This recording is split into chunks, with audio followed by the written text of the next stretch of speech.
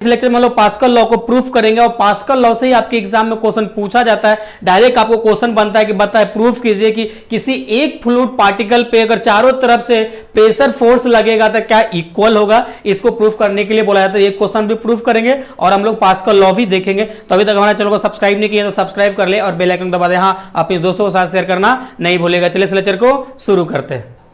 तो चलिए सबसे पहले हम लोग पास्कल लॉ देखते हैं। तो पास्कल लॉ आपके हाइड्रोस्टैटिक्स के पॉइंट ऑफ व्यू से काफी इंपॉर्टेंट है। अगर आपको पास्कल लॉ अगर समझ में नहीं आता है तो हाइड्रोस्टैटिक्स को आप डील नहीं कर सकते, समझ नहीं सकते, क्योंकि ये पास्कल लॉ हर जगह हर थ्योरम में कहीं ना कहीं हम अप्लाई करेंगे। तो आप चीजें बिल्कुल अच्छे से देखिएगा, आपको चीजें क्लियर हो जाएगा। तो पास्कल लॉ क्या कहता है, सबसे पहले हम पास्कल लॉ की बात करेंगे। तो पास्कल लॉ क्या कहता है, मान लीजिए सपोज दैट कि हम एक गंगा नदी लेते हैं, कोई रिवर लेते हैं। रिवर के ऊपरी हिस्से का, रिवर के ऊपरी जो हिस्सा, जैसे मान लीजिए पानी यहाँ स्टार्ट हुआ है, पानी यहाँ से स्टार्ट हुआ तो इसको फ्री सरफेस बोलेंगे, मतलब इसके ऊपर पानी नहीं होगा, फ्री सरफेस बोलेंगे।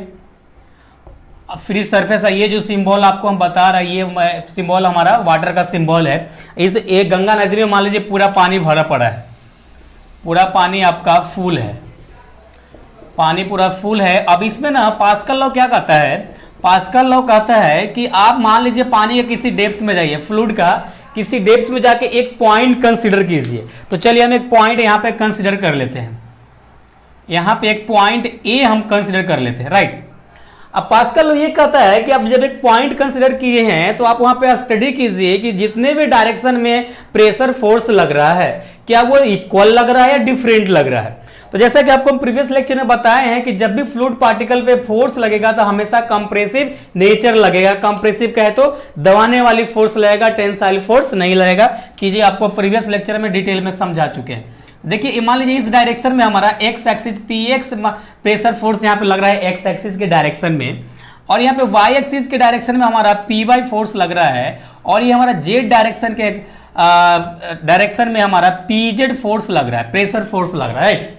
अब ये पास्कल लॉ क्या बोलता है, पास्कल लॉ बोलता है कि अगर सभी डायरेक्शन का फोर्स अगर इक्वल हो जाता है, मान लीजिए P X is equal to P Y is equal to P Z हो जाता है, that is a Pascal law. ये पास्कल लॉ का फुलफिल आपको करता है, ये पास्कल लॉ यही कहलाता है।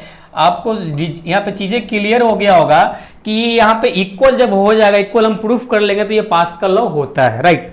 अब यहाँ पे ये तो क्वेश्चन आपसे एग्जाम में पूछता नहीं है, लेकिन according to Pascal law, Pascal law को ही आपको घुमाकर क्वेश्चन बनाया गया है। तो चलिए हम लोग देखते हैं कि क्वेश्चन आप देखते हैं कि पास्कल लॉ से आपको क्वेश्चन एग्जाम में किस प्रकार से पूछा जाता है। एक तो क्वेश्चन आपके एग्जाम में इस प्रकार से पूछा हुआ है, so that the pressure at any point of a fluid at a rest is the same all direction। क्या बोल रहा है, ये वर्ड को आप ध्यान से देखिए, क्या बोल रहा है, सेम इन ऑल डायरेक्शन, मतलब ये बोल रहा है कि जितने भी डायरेक्शन में प्रेशर फोर्स लगेगा क्या सभी सेम होगा। लेकिन यहाँ पे कंडीशन क्या बता रहा है, वह फ्लूइड रेस्ट में होना चाहिए, not a motion, not a motion. अब एक चीज आपको हम बताए थे, हम फर्स्ट लेक्चर जब स्टार्ट किए थे, हम लोग जो स्टडी कर रहे हैं हाइड्रोस्टैटिक्स स्टडी कर रहे हैं। अब हाइड्रोस्टैटिक्स का मींस ये होता है कि इसमें जब फ्लूइड रेस्ट कंडीशन में होगा, यानी इक्विलिब्रियम में होगा, उसके ऊपर हम स्टडी करते हैं, तो ये हाइड्रोस्टैटिक कहलाता है। मींस दैट कि हम जब जो भी पढ़ रहे हैं, जो भी एनालिसिस कर रहे हैं, वो सब रेस्ट कंडीशन में ही एनालिसिस कर रहे हैं, तो इससे आपको कंफ्यूज होने की जरूरत नहीं है। अब हाइड्रोडायनेमिक्स जब पढ़ेंगे ना, तब आपको मोशन में वहां पे बात करेंगे, जब फ्लूइड वहां मोशन में होगा उसके ऊपर हम लोग स्टडी करेंगे। तो लेकिन आपको बीएससी में पढ़ना नहीं पढ़ना है। ओके, चलिए अब इसी क्वेश्चन को एक और तरीके से आपसे एग्जाम में पूछा जाता है, पूछ सकता है, प्रूफ दैट पास्कल लॉ।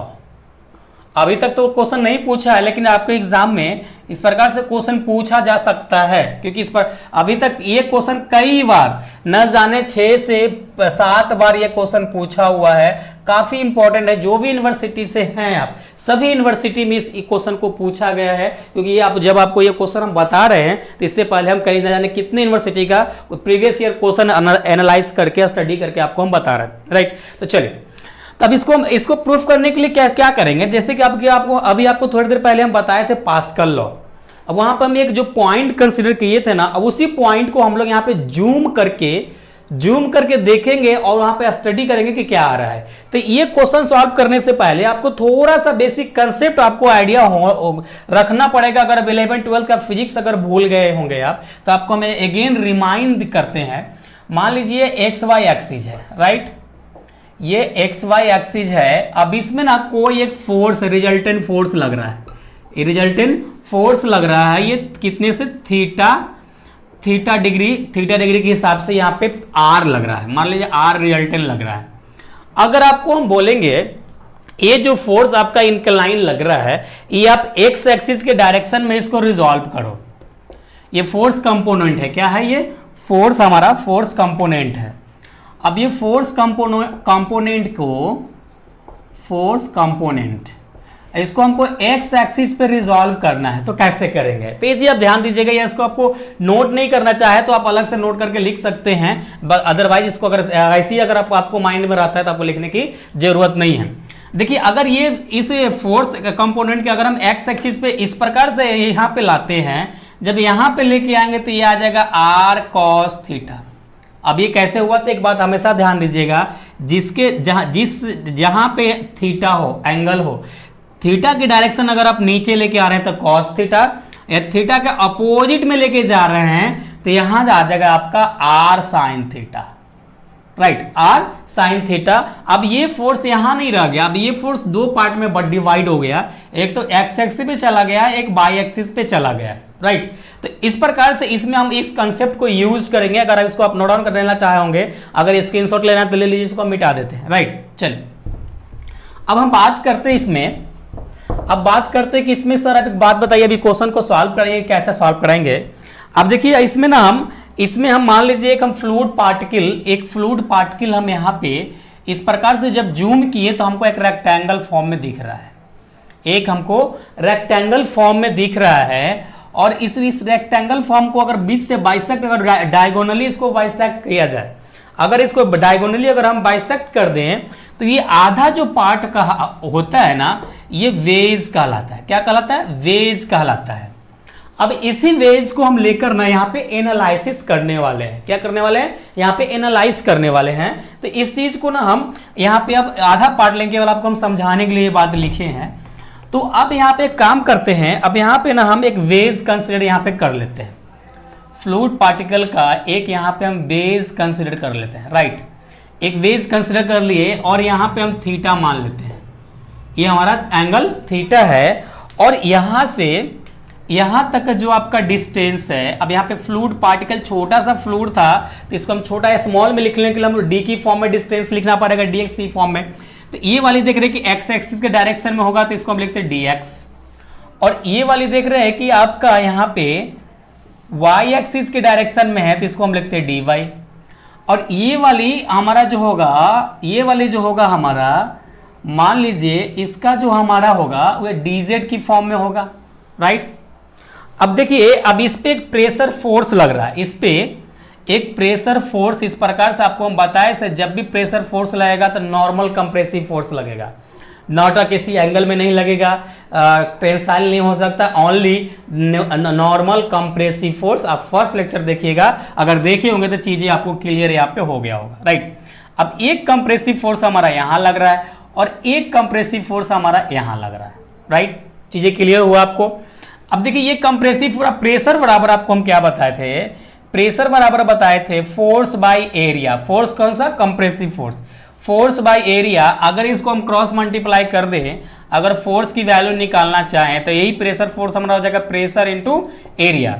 अगर प्रेशर इंटू एरिया तो यहाँ पे हमारा, यहाँ पे कि कौन सा डायरेक्शन में लग रहा है? ये एक्स एक्सिस के डायरेक्शन में लग रहा है, तो यहाँ पे px हो जाएगा, इंटू एरिया लेना पड़ेगा। तो एरिया हमारा कैसे होगा? अब ये जो हम पॉइंट लिए हैं, इसका जो हम विड्थ कंसीडर करके चल रहे हैं, इसका जो हम लोग विड्थ कंसीडर करके चल रहे हैं, वो हम लोग यूनिटी कंसीडर करके चल रहे हैं। विड्थ हम लोग विड्थ जो कंसीडर यहाँ पे कर रहे हैं 1 कंसीडर करके चल रहा है, मतलब ये बोर्ड के अंदर 1 mm थिकनेस होगा, okay.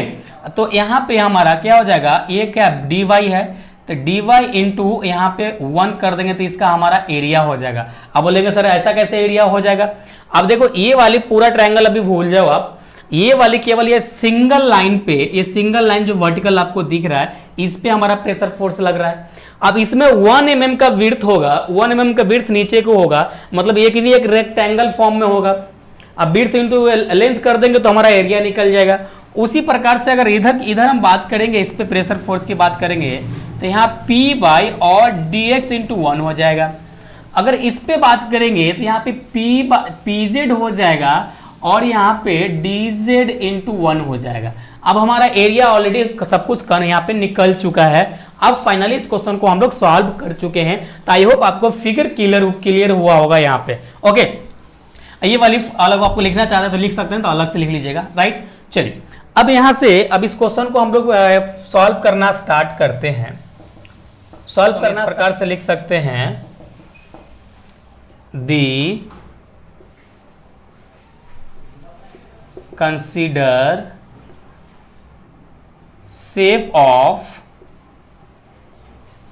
shape of wedge element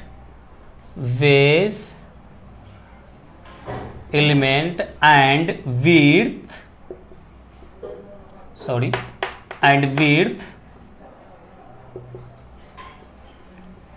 one, या इसको यूनिटी लिख सकते हैं, राइट। इतना हम लोग विड्थ यहाँ पे कंसिडर कर लेते हैं। अब यहाँ पे इसका जो मान लीजिए यहाँ जो ये जो फ्लूइड पार्टिकल लिए हैं, इसका कुछ ना कुछ अपना सेल्फ वेट होगा, कुछ तो इसमें वेट होगा। तो ये वेट नीचे की तरफ लग रहा होगा W, या mg भी बोल सकते हैं, राइट, या mg भी इसको बोल सकते हैं। ओके, तो यहाँ पे हम लोग बोल सकते हैं एंड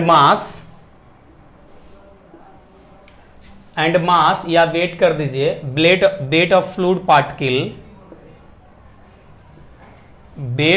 फ्लूइड पार्टिकल कितना mg ले रहे हैं आप, राइट। अब यहाँ पे चीजें सब कुछ क्लियर हो गया। अब यहाँ पे फाइनली इसको हम ना प्रूफ करना चालू करेंगे। तो अभी आपको हम बताएं कि देखिए ये जो आपका इंक्लाइन फोर्स लग रहा है, तो इसको तो हम कंसिडर नहीं कर सकते। क्यों नहीं? अभी आपको हम बताएं कि जब भी आपको फोर्स कंसिडर करना होगा, according to the normal compressive force आपको कंसिडर करना पड़ेगा। इसको हम एक काम करते हैं, इसको हम लोग नॉर्मल बनाने के लिए ना कंपोनेंट में तोड़ते हैं। मान लीजिए इस प्रकार से ये है, अब ये देखिए इसको इस प्रकार से हॉरिजॉन्टल लेंगे, अब इसके साथ ये थीटा बन रहा है, या ऐसा कर सकते हैं अब ये दोनों में लाइन मिला के यहाँ से यहाँ तक का 90 डिग्री है, तो इधर अब मान लीजिए ये वाली आपका थीटा है, तो ये 90 माइनस थीटा हो जाएगा, 90 माइनस थीटा कर सकते हैं, या ऐसे भी समझ सकते हैं यहाँ से यहाँ तक एंगल 90, जब भी नॉर्मल फोर्स लगेगा तो 90 डिग्री पे ही लगेगा, तो 90 माइनस थीटा करेंगे तो ये वाली बचेगा कितना, थीटा बचेगा। अब ये अगर इस प्रेशर फोर्स को अगर हम थीटा के अलोंग इस पे लेके आएंगे तो कॉस थीटा, अगर ये वर्टिकली लेंगे, क्योंकि हम लोग वर्टिकली भी कंसिडर करेंगे ना, अगर वर्टिकली लेंगे तो हमारा क्या होगा, वर्टिकली लेंगे तो हमारा साइन थीटा हो जाएगा। तो सबसे पहले अब यहाँ पे नाव, अब यहाँ पे सबसे पहले नाव हम लोग कंसिडर करते हैं नाव। अब यहाँ पे हम लोग क्या कंसिडर करते हैं, यहाँ पे हम लोग कंसिडर करते हैं एक्स डायरेक्शन। यहां पे हम लोग क्या कंसिडर करेंगे ना, नेट फोर्स, यहां लिखिए नेट फोर्स इन एक्स डायरेक्शन में, यहां पे हम आप कंसिडर करने जा रहे हैं एक्स डायरेक्शन में, राइट। अभी एक्स डायरेक्शन में तो इसका नेट फोर्स अगर बात करेंगे, नेट प्रेशर फोर्स की बात करेंगे किसमें, एक्स एक्सिस में, तो इक्वल टू हो जाएगा 0, क्योंकि नेट फोर्स जब किसी भी बॉडी पे जितना भी फोर्स लगाओगे, अगर नेट फोर्स की बात करेगा तो इक्वल टू 0 होता है। तो यहां पे हम लोग इक्वल टू 0 लेके चल रहे हैं। अब एक्स एक्सिस के केवल अलोंग टू ले रहे हैं, तो केवल ये एक्स एक्सिस का पैरेलल होगा, वही फोर्स लेंगे, बाकी जो वर्टिकली वाई एक्सिस के अलोंग लग रहा होगा उसको हम लोग भूल जाएंगे, राइट। अब यहाँ पे हम लोग बात करते हैं, ये वाली फोर्स मान लीजिए इधर से लग रहा है, तो इसको हम लोग पॉजिटिव कंसिडर करके चल रहे हैं, और ये इधर इस डायरेक्शन में लगेगा तो इधर की तरफ आएगा, तो इसको हम लोग नेगेटिव कंसिडर करके चलेंगे, तो क्या आएगा पीजेड और डीजेड इंटू 1, और इस पे लेके आएंगे तो क्या हो जाएगा cos theta, right. Cos theta is equal to 0, ये हमारा इधर से ऐसा है, आपको कंफ्यूज नहीं होना, right. Cos theta equal to 0 हो जाएगा। अब इसको उस साइड लेके जाइए तो पी एक्स और D Y is equal to P Z और डी जेड कॉस थीटा। अब मुझे क्या चाहिए, मुझे पी एक्स और डी जेड की वैल्यू चाहिए। तो अगर यहां से आप कॉस थीटा कंसिडर करना चाहेंगे तो ये ए है और ये बी है और ये सी है। और कॉस थीटा बराबर आपको मालूम है बेस अपॉन हाइपोटेनियस होता है। मतलब ये यहां अगर थीटा है तो इसका बेस क्या हो जाएगा, ए सी बेस हो जाएगा। इधर आपको हम रफ कर देते हैं, इधर चीजें आपको हम यहाँ पे रफ करते हैं। तो देखिए अगर कॉस थीटा की बात करेंगे ना तो बेस हमारा ए सी है, चलिए ए सी लिख देते हैं। और ये हमारा बी सी हमारा ये हो जाएगा। मीन्स दैट कहने का मतलब ये डी बाई और हमारा डी जेड हो जाएगा, राइट, इतना हो जाएगा।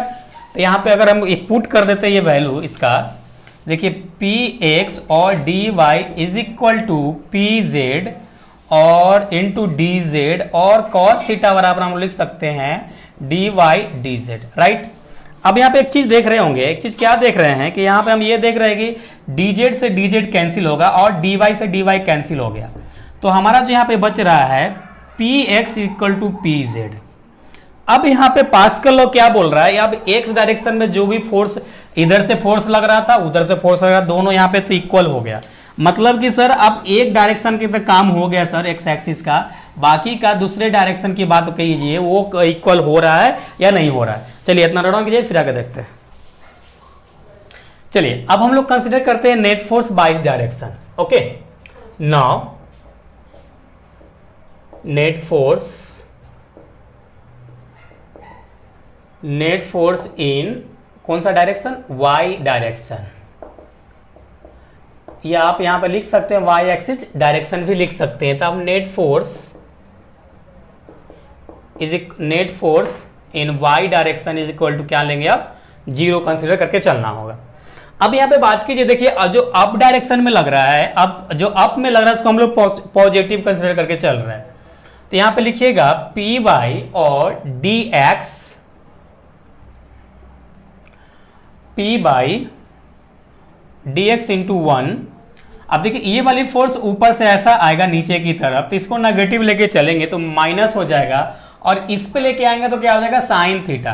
तो पी जेड और हमारा क्या है डी जेड 1 और साइन थीटा।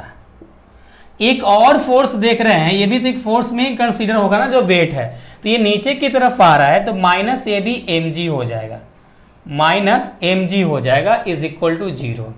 ओके, तो हम लोग यहाँ पे साइन थीटा की मुझे वैल्यू चाहिए होगा, तो साइन थीटा का अगर वैल्यू निकालना चाहेंगे तो देखिए साइन थीटा बराबर क्या होता है, एल वाई क्या होता है, एच होता है, एल वाई एच होता है। तो इसका एल ए बी हो जाएगा, चलिए इसका एल ए बी हो जाएगा और एच क्या हो जाएगा बी सी हो जाएगा। तो एल में क्या है आपका, एल में देख रहे हैं कि आपका यहाँ पे डी एक्स है और ये डी जेड है, राइट, इतना है। तो अब साइन थीटा की जगह पे उतना हम लिख सकते हैं। तो यहाँ पे आप यहाँ पे लिख सकते हैं P Y D X minus P Z और डी जेड। अब इतना बराबर हम लोग लिख सकते हैं डी वाई और D Z minus M G is equal to zero. अब यहाँ पे एक चीज आप नोट कीजिएगा, अब देखिए यहाँ पे हम एक फ्लूइड पार्टिकल की बात कर रहे हैं, किसका बात कर रहे हैं, फ्लूइड पार्टिकल की बात कर रहे हैं। तो where M G is equal to very small quantity, very small quantity मतलब अब एक छोटा सा हम पार्टिकल हम लोग फ्लूइड का तो लिए ही हैं, उसको हम लोग जूम करके देख रहे हैं इसमें कितना वेट होगा, इसलिए यहाँ पे इसको वेट हम लोग नेगलेक्ट करके चलेंगे, राइट। तो ये इसके इक्वल टू हम लोग, अब हमारा क्या हो गया, इसके इक्वल टू हो गया जीरो, राइट। अब यहाँ पे बात करेंगे इसका P by D X is equal to P Z D Z और डी जेड, और यहाँ पे देखिए हमारा कुछ मिस्टेक हो रहा है, डी जेड है ना, डी जेड, ये देखिए ये डी जेड से डी जेड कैंसिल हो गया, तो हमारा यहाँ पे क्या बचेगा, डी वाई बचेगा, डी वाई बचेगा। साइन थीटा की जो वैल्यू होगा, यहाँ पे साइन थीटा की वैल्यू होगा D x by D Z होगा, तो यहाँ पे डी एक्स हो जाएगा, राइट, क्योंकि यहाँ पे हम लोग D x by D Z निकाल कर लाए हैं। अब देखिए डी एक्स से ये डी एक्स कैंसिल हो गया, तो आपको यहाँ पे जो मिला हमारा, यहाँ पे अभी हट नहीं रहा है, हम लोग इधर लिखते हैं, इसको मिटा देते हैं। अब इधर हम लोग इसको अब यहां पे हमारा क्या बच रहा है, P Y is equal to P D P Z. अब इसको आप इक्वेशन सेकेंड मान लीजिए। अब इक्वेशन सेकेंड और फर्स्ट को अच्छे से आप गौर से देखेंगे ना, तो P Z equal to P X है, यहाँ पे P Z equal to P Y है। मीन्स दैट कि अगर ये पी एक्स बराबर पी जेड है और यहाँ पे पी जेड बराबर पी वाई है, तो इसको हम बोल सकते हैं कि पी वाई भी पी एक्स के बराबर होगा। तो यहां पे हम लोग लिखेंगे hence equation first and second be get, right, B gate. अब इसको हम लोग बोल सकते हैं यहां पे P X equal to P Y is equal to P Z. अब हमारा पास्कल लॉ भी तो यही कह रहा था कि अगर पी एक्स डायरेक्शन के एलोंग जो प्रेशर फोर्स होगा is equal to Y direction के जो प्रेशर फोर्स होगा is equal to Z direction का जो प्रेशर फोर्स होगा, all force are equal is called Pascal law. और यही पास्कल लॉ को आपको क्वेश्चन डिफरेंट तरीके से बना दिया गया आपको कंफ्यूज करने के लिए। तो आप हमेशा याद रखेंगे, या तो आपके एग्जाम में पूछेगा प्रूफ दैट पास्कल लॉ, तो सेम तरीके से अपना आपको रिजल्ट लेके आना है, प्रूफ करना है। अगर जिस प्रकार से आपको हम क्वेश्चन बताएं उस पर ज्यादातर क्वेश्चन तो अभी तक आपको प्रूफ दैट पास्कल लॉ नहीं पूछा है। जब भी पूछेगा जो क्वेश्चन बताया उसी फॉर्म में एग्जाम में क्वेश्चन पूछेगा। बाई चांस अगर मे भी पूछ ले तो इसलिए आपको एडवांस में बता दिए कि that is a Pascal law. अगर हम चाहते हैं विदाउट इसका बिना नाम लिए आपको प्रूफ करा देता, आपको मालूम भी नहीं पड़ता कौन सा लॉ है। लेकिन चीजें आपको क्लियर होना चाहिए, बिल्कुल माइंडसेट क्लियर होना चाहिए कि चीजें हम जो पढ़ रहे हैं हम क्या पढ़ रहे हैं, राइट। तो आई होप ये पास्कल लॉ जो क्वेश्चन है, कंसेप्ट है, आपको अच्छे से क्लियर हुआ होगा। अगर क्लियर हुआ है तो ईमानदारी से अभी तक लाइक नहीं किए तो लाइक कर दे, सब्सक्राइब नहीं किए होंगे तो सब्सक्राइब कर ले और बेल आइकन को दबा दे। हाँ, अपने दोस्तों को साथ शेयर करना नहीं भूलेगा। चलिए हम लोग फिर मिलेंगे नेक्स्ट लेक्चर में, जब तक अपना ख्याल रखिए। Thanks, love you all.